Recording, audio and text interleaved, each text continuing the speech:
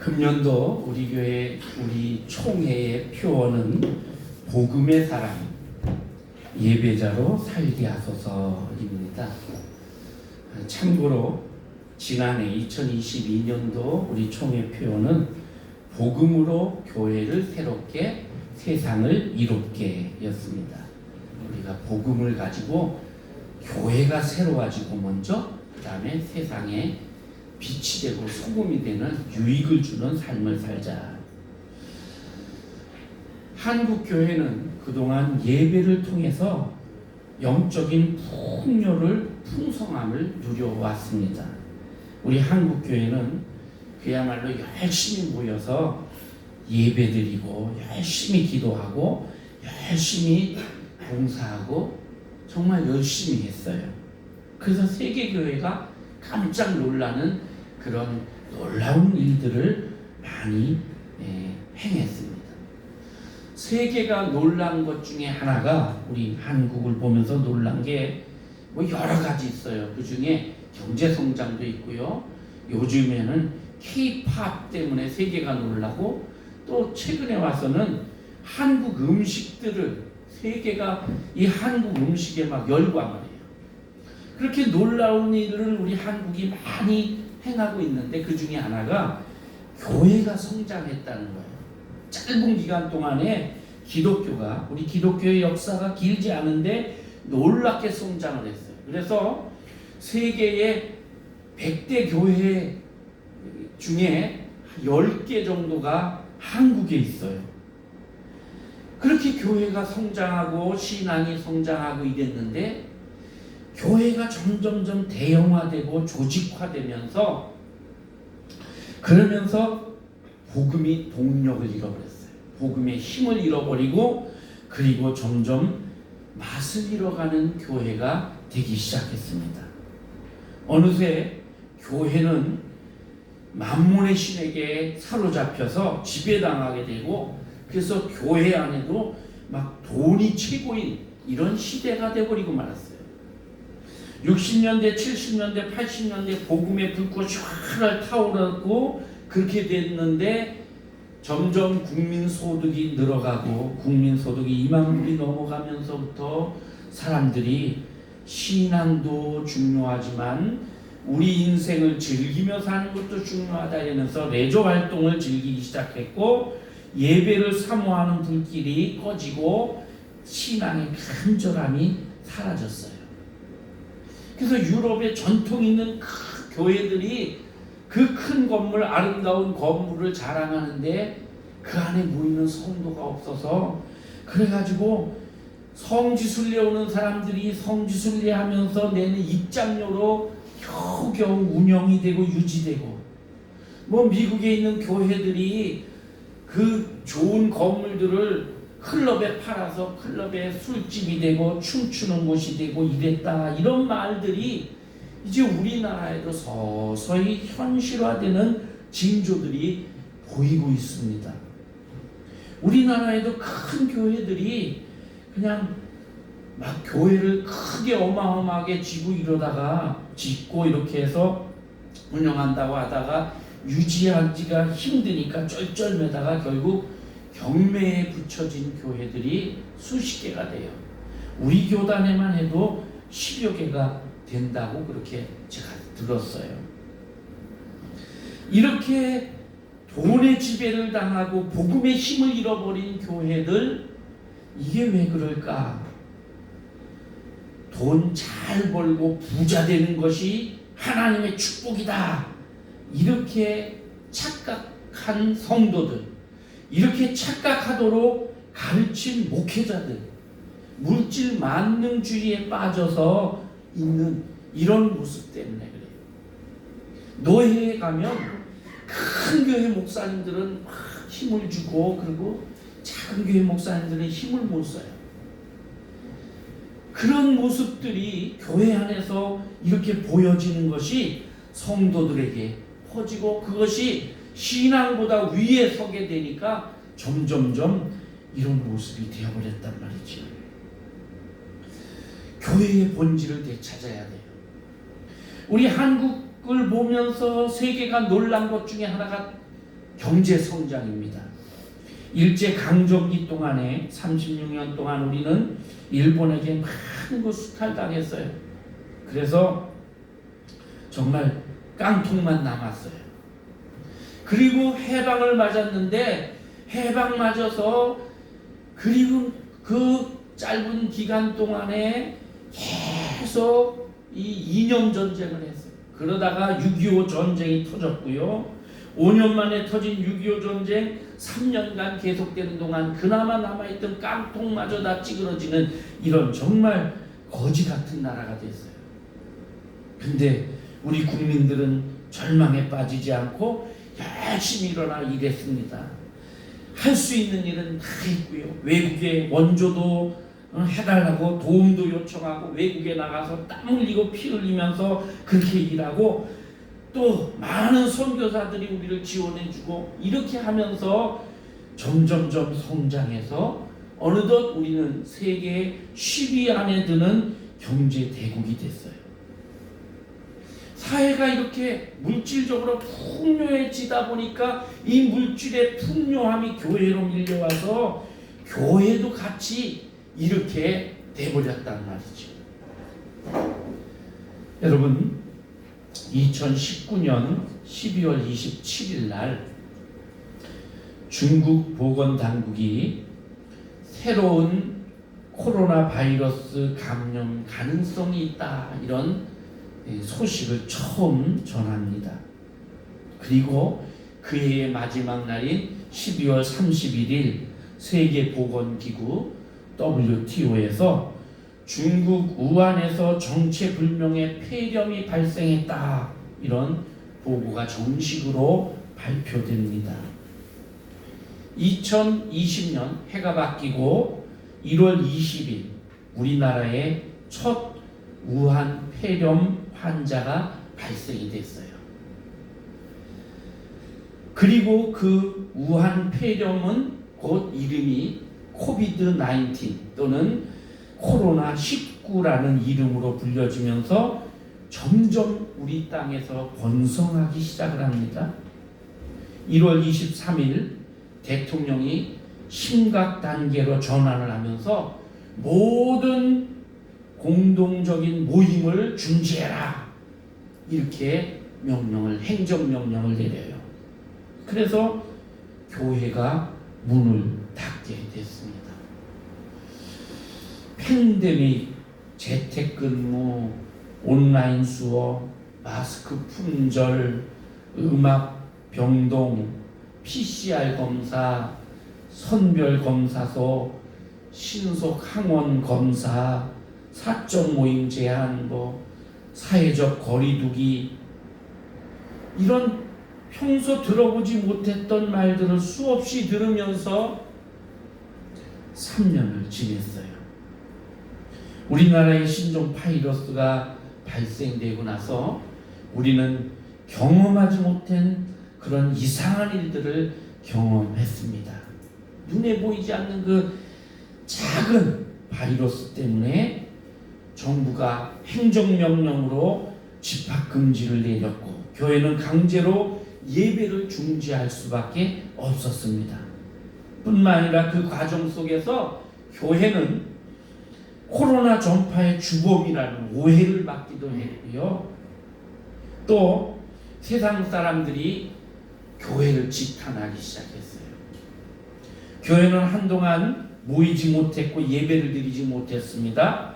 그래도 주의를 지켜야 된다 이렇게 주장하는 몇몇 교회들이 막 정부의 그런 명령을 어기면서 예배를 드리다가 세상 사람들의 눈총을 받고 압박을 받아야 했습니다. 이때 우리 교회들은 하나님 앞에서 뭔가 우리가 잘못한 게 있지 않은가 자신들을 돌아보고 자성하는 기회가 되기도 했습니다.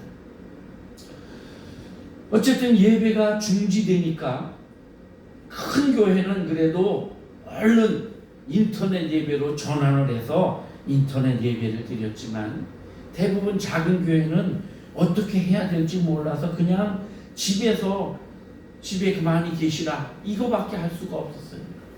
어떤 분들은 지혜롭게 인터넷을 통해서 다른 교회 예배, 큰 교회 예배를 드리기도 했지만 그것이 그렇게 하면서 시간이 3년이라는 세월이 흘러갔습니다.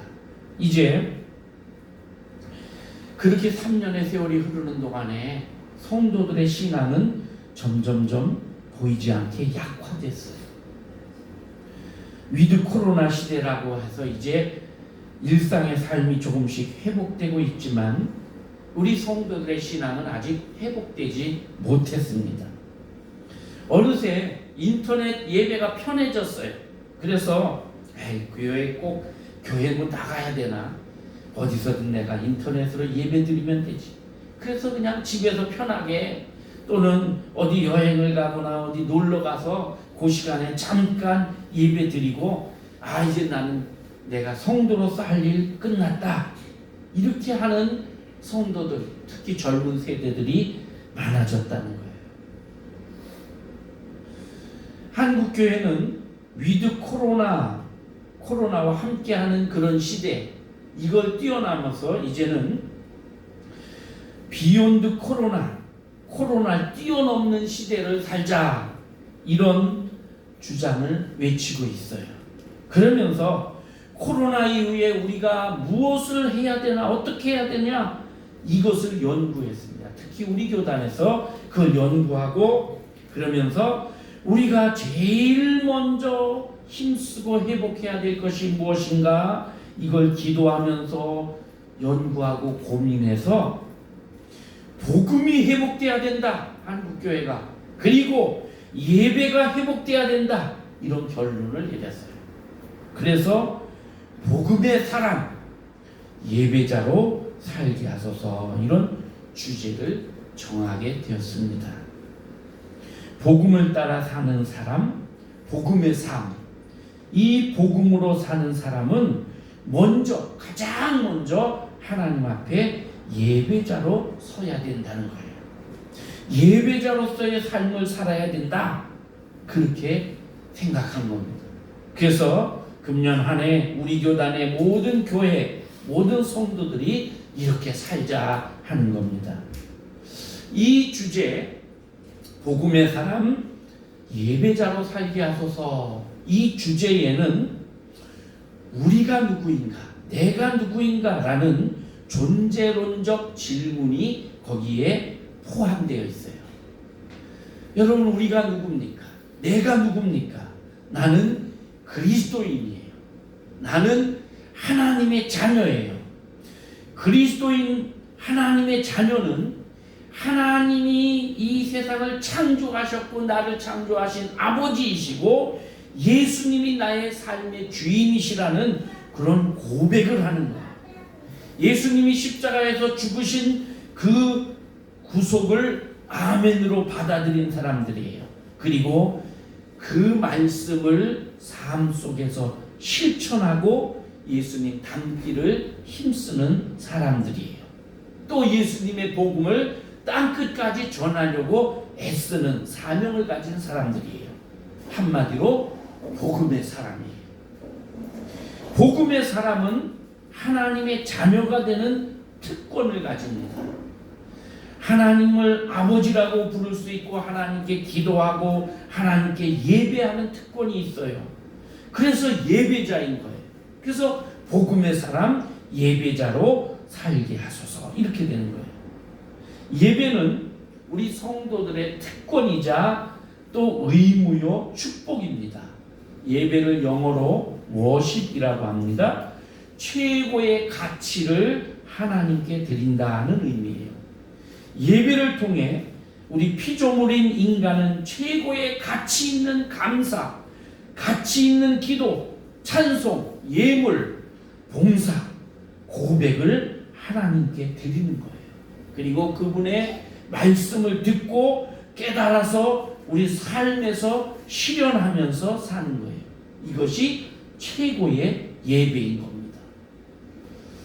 예배는 우리 교회 공동체의 심장과 같습니다. 그래서 예배가 소홀해지고 약해지는 것은 우리 영적인 심장의 박동이 약해지는 것과 같아요. 예배가 멈추어진다는 것은 우리 영적인 생명이 멈춰지는 것과 같아요.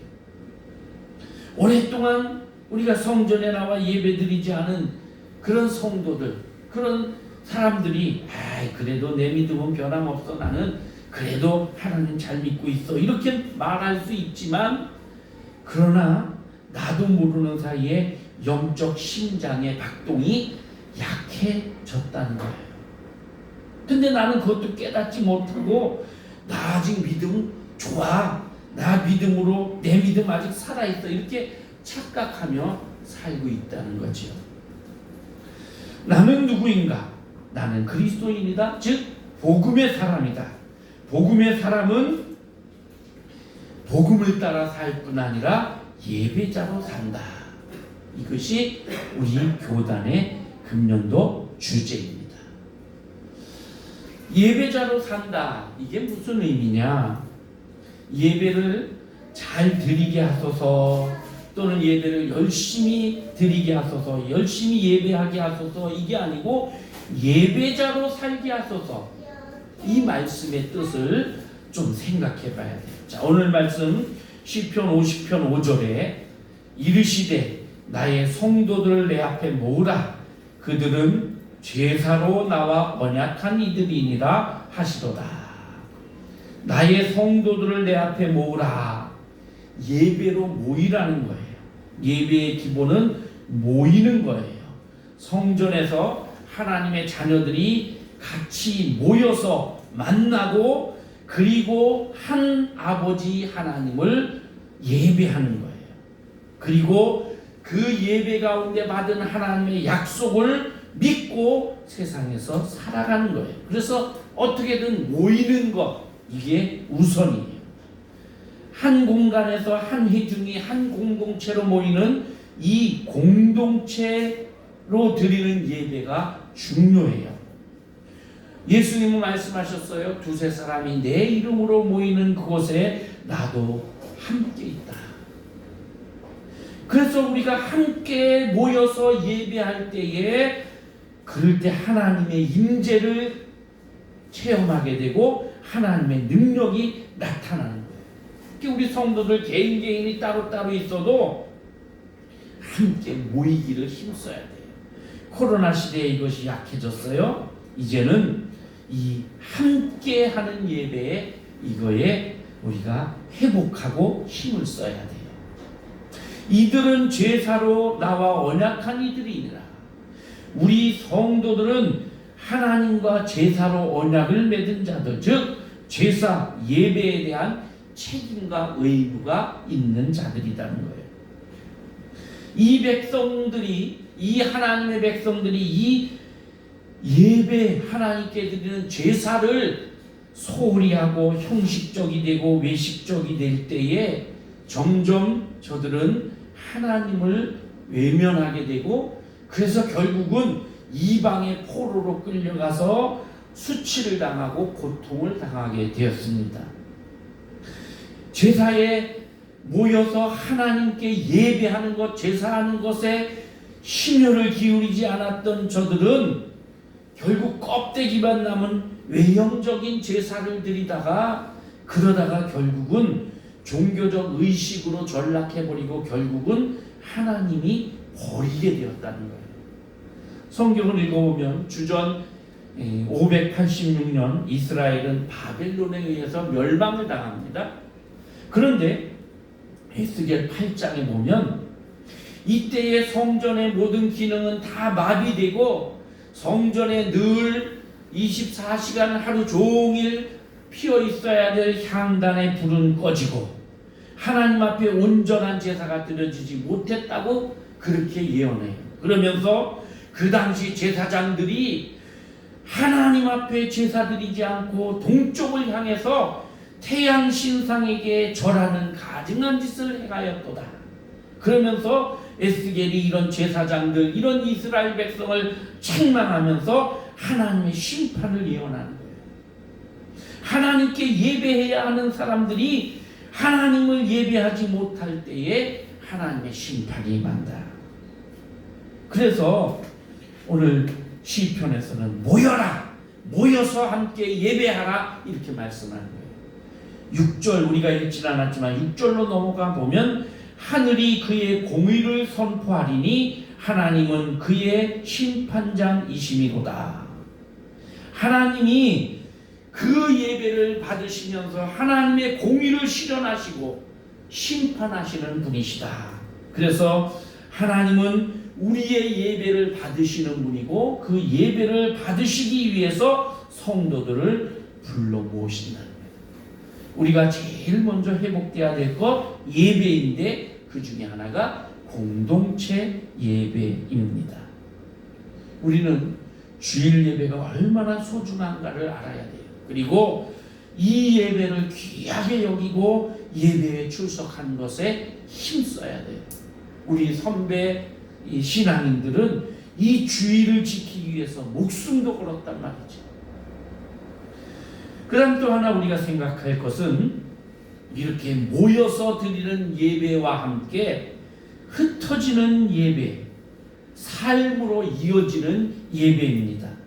우리가 모여서 예배 드릴 때 우리는 하나님 앞에 예배자가 돼요. 그래서 예배자로 사는 거예요. 그런데 그렇게 드리는 그 예배 행위만 중요한 게 아니에요. 그 예배를 드리고 나아가서 세상 속에서 살 때에 그때에도 우리는 하나님을 예배하는 예배자의 자세를 가지고 살아야 된다는 거예요.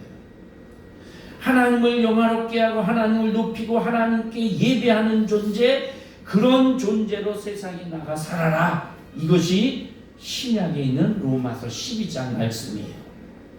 그러므로 형제들아, 내가 하나님의 모든 자비하심으로 너희를 권하노니 너희 몸을 하나님이 기뻐하시는 거룩한 산제물로 드리라.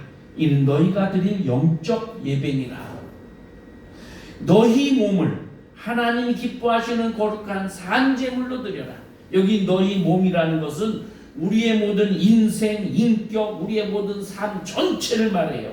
이런 모든 것을 하나님이 기뻐하시는 산제물로 하나님께 드려지는 예배의 자세로 그렇게 살아라. 이것이 우리가 드릴 참된 예배, 영적 예배다.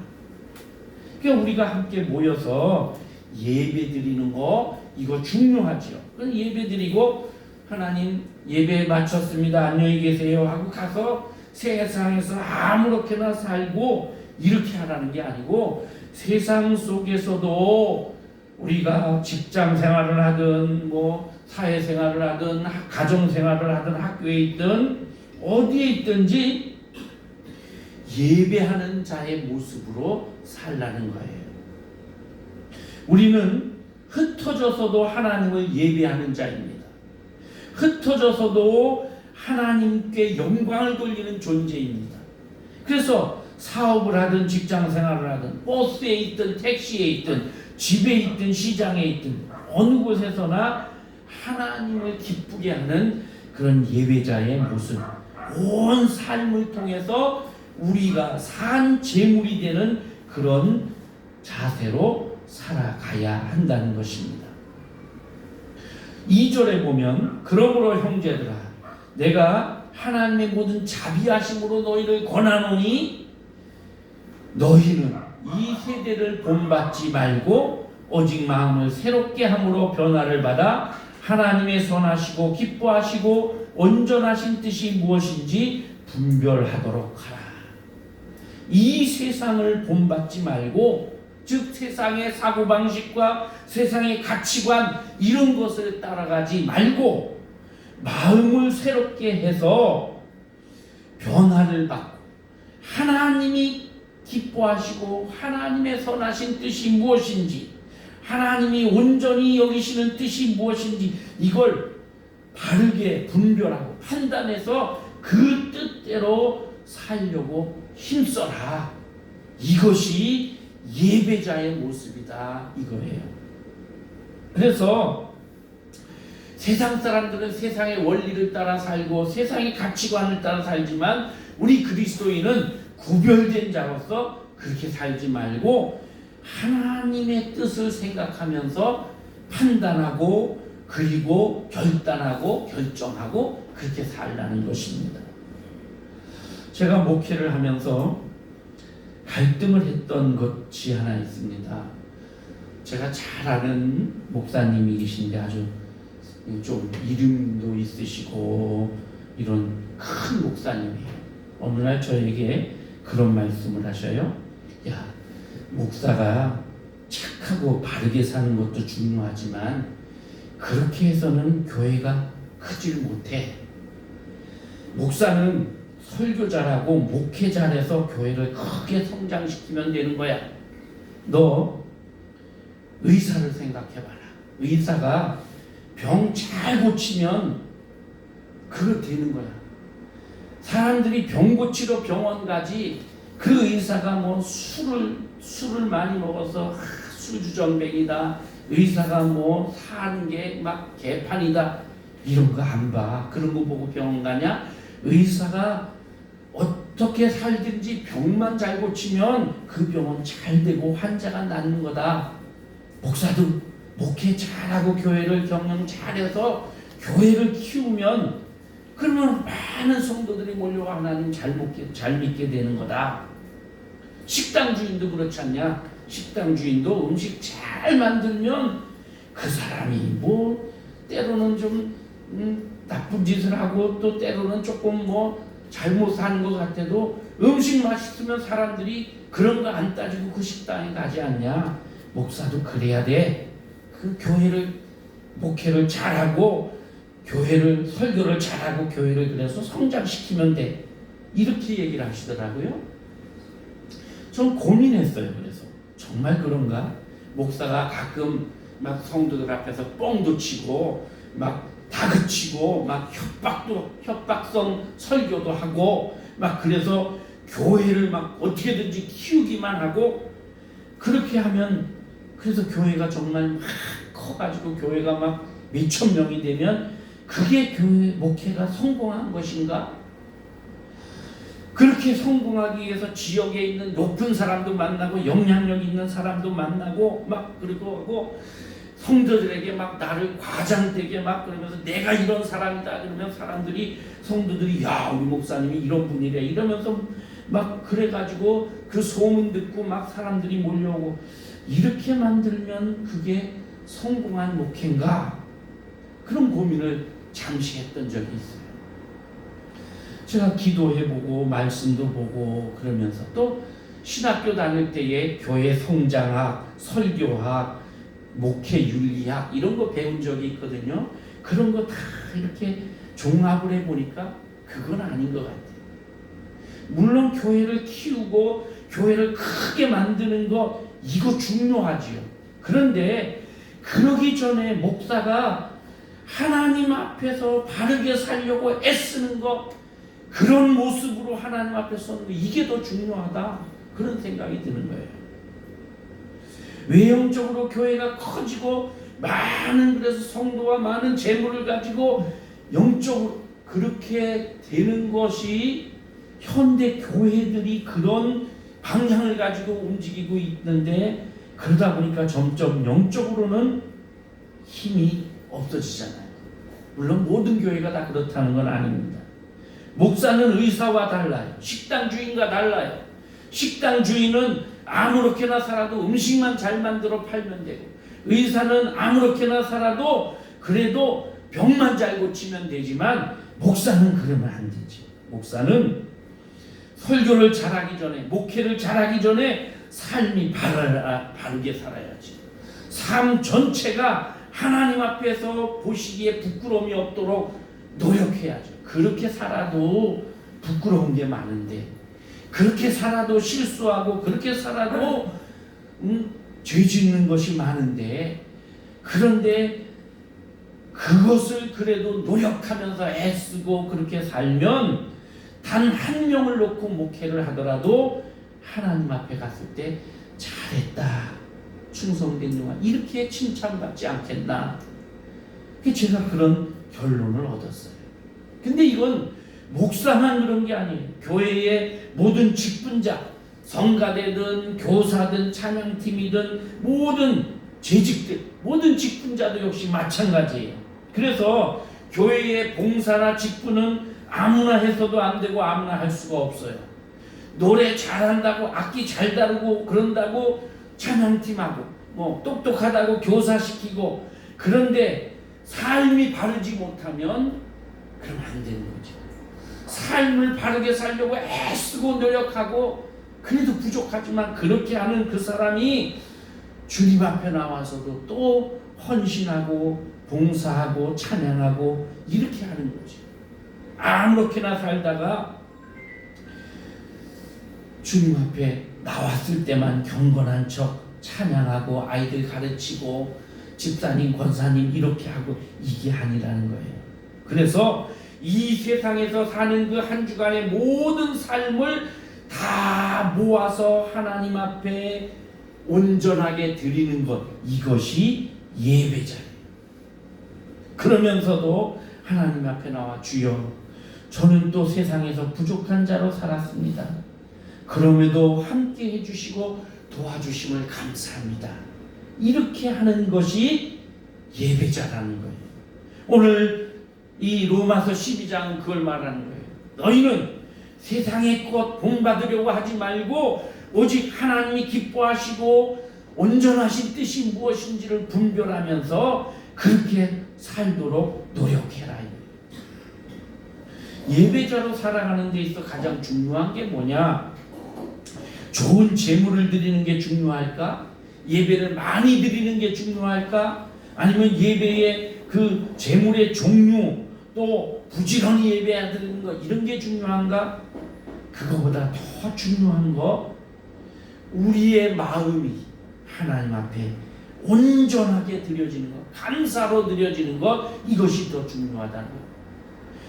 이사야 1장에 보면 이사야가 이스라엘 백성들을 향해 책망합니다.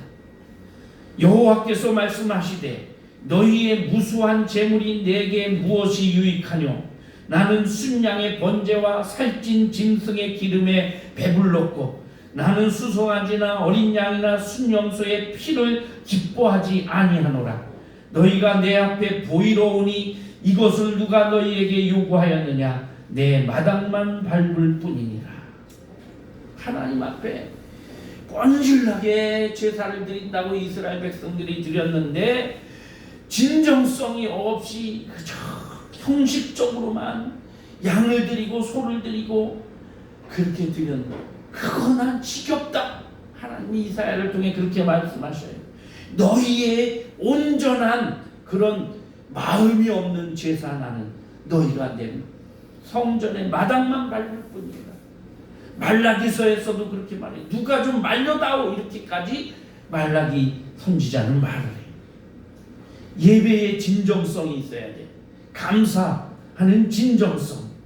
정말 하나님 앞에 예배할 때 하나님이 나를 구원해 주시고 나를 하나님 자녀 삼아 주시고 그것을 감사하면서, 하나님 정말 감사합니다. 내 삶을 인도해 주시고 이끌어 주시니 감사합니다. 이런 감사로 하나님 앞에 나아가는 그 예배를 하나님이 기뻐하시는 거예요. 그래서 무슨 일이 있든지, 어려움을 당하든지 고난을 당하든지 환난이 있더라도 하나님 앞에 나와서 하나님 앞에 감사함으로 예배하고 하나님께 영광 돌리는 그 예배를 하나님이 받으시는 거예요. 최고의 예배를 드리신 분은 예수님이십니다. 예수님은 십자가에서 죽으심으로, 순종하심으로 예배의 본을 보여주셨어요. 우리는 예수님께서 희생의 제물이 되어주신 것을 믿고 그 예수님이 우리의 제물 되어주심을, 그 공로를 의지해서 이렇게 주님 앞에 나오는 겁니다. 구약의 제사는 희생 제물을 잡아 죽여서 피를 뿌리고 살을 태우는 그런 제사였어요. 근데 로마서에는 새로운 제사를 오늘 본문에서 말해요. 뭐냐 하면 너희가 그 제물이 되라. 즉 예수 그리스도께서 십자가에 달려 죽으심으로 단번에 영원한 제물이 되셨다. 이제는 다시 다른 제물이 필요 없다. 너희는 그 공로를 의지해서 그 예수의 공로로 하나님 앞에 나와서 주님 감사합니다 하면서 너희의 삶을 하나님께 드리는 그런 제물로, 산제물로 드려라. 이것이 하나님 앞에 드릴 영적 예배, 참된 예배다. 이렇게 말씀하시는 것입니다. 우리 교단에 요리문답이라는 책이 있습니다. 중요한 교리를 문답식으로 만들어 놓은 거예요. 그 요리문답 1번에 보면 사람의 제일 되는 목적이 무엇입니까? 그 답은 사람의 제일 되는 목적은 하나님을 영화롭게 하고 영원토록 그를 즐거워하는 것입니다. 예. 이것이 우리 신앙의 모토입니다. 무엇을 하든지 어디에 있든지 이것을 생각하며 사는 거예요. 그래서 하나님 앞에 예배 드릴 때에도 하나님을 기쁘게 하기 위해서 예배하는 것처럼 세상에서 살 때에도 그렇게 사는 거예요. 이것이 예배자로 살게 하소서라는 주제에 맞는 삶입니다. 어느 목사님이 쓴 칼럼에 보니까 이런 제목이 있어요. 구구단이 안 되는데 방정식이 되겠습니까? 그래서 그 밑에 쭉 썼는데 예배의 기본인 기독교인 신앙의 기본인 예배가 제대로 드려지지 않는데 다른 무엇이 되겠습니까? 이 소리예요. 설사 된다고 해도 그게 온전하겠습니까? 구구단을 못 외우는데 방정식 같은 거를 풀면 그게 제대로 풀어지겠냐 이거예요. 자기 딴에는 푼다고 풀어가지고 노는데 그게 정답이 되겠느냐 이거예요. 예배가 제대로 되지 않는 사람이 내가 주님을 위해서 이것도 하고 저것도 하고 하겠다 이러면서 막 하는 그것이 제대로 되겠냐. 예배를 회복해야 돼요. 예배를 하나님 앞에 온전하게 드려야 돼요. 목사도 성도도 준비해서 하나님 앞에 참된 예배를 드려야 돼요. 많은 목사님들이 이것을 실수합니다. 목사는 앞에서 예배를 인도하고 진리하는 사람이다 보니까 나는 예배자가 아니라고 생각해. 그래서 나는 예배자가 아니고 예배를 이끌어가는 사람이다. 맞아요, 그거는. 그런데 예배를 이끌어가면서 나도 예배하는, 목사도 예배하는 자예요. 목사가 설교하는, 나는 하나님의 편에 서서 설교하고 하나님 말씀을 전하는 자. 맞아요. 그런데 그 말씀을 전하기 전에 먼저 제가 말씀을 받아서 그 말씀을 받고 그 말씀을 내가 깊이 묵상하고 그것을 성도들에게 전하는 거예요. 그래서 목사도 그렇고 모든 성도들 모든 예배를 함께 진행하고 함께 예배하는 예배자들, 무슨 성가대라든가 기도자라든가 예배를 준비하는 모든 사람들이 다 예배자예요. 그래서 하나님 앞에 온전한 예배가 드려지도록 그렇게 살아야 돼요. 사랑하는 성도 여러분, 여러분이나 저나 복음의 사람입니다. 하나님의 뜻을 위해서 날마다 복음을 가슴에 품고 그 복음의 뜻을 따라 사는 사람이에요. 여러분과 저는 예배자입니다. 하나님을 예배하는 마음으로 그렇게 예배드리고 또 세상에서 그렇게 사는 것입니다.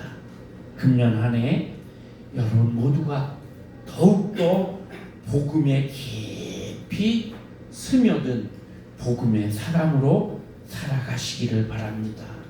또한 여러분 금년 한 해 모두 다 참된 예배를 드리는 예배자로 살아가시기를 바랍니다. 기도하겠습니다. 하나님 아버지 감사하고 감사합니다. 코로나 시대에 여러 가지로 게을렀고 또 나도 모르는 사이에 나태해지고 또 약해졌던 우리의 신앙을 2023년도에는 저희들이 다시 회복할 수 있게 하여 주옵소서. 복음의 사람, 이 우리의 나의 신분을 회복할 수 있게 하시고 뿐만 아니라 예배자로 살게 하셔서 하나님 앞에 예배할 때뿐 아니라 세상 속에서 살아갈 때에도 예배자의 삶을 살아가게 하여 주옵소서. 그래서 하나님이 기뻐하시는 그런 삶을 사는 우리 모두가 되게 해 주옵소서. 금년 어느 날 갑자기 주님이 오셔도 아멘 주여 어서 오시옵소서 주님을 맞이할 수 있는 우리의 삶이 되게 하여 주옵소서. 예수님의 이름으로 기도하옵나이다. 아멘.